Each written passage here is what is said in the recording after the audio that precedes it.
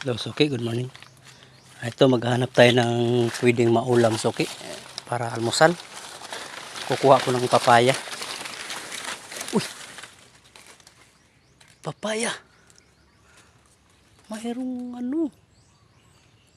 Mayroong dalawang hita ng chicken. Anong gawin natin dito?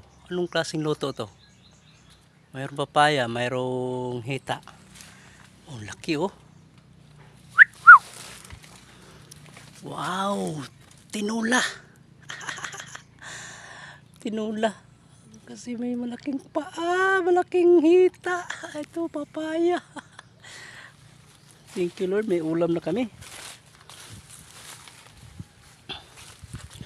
Papaya versus hita. Anong resulta? Tinola.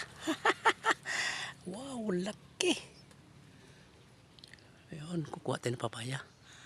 Ito, ipares natin dito. Ayan. Papaya. Siyempre, yung hita natin,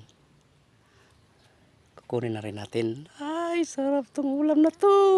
Okay, nga dito na lang. Bye-bye.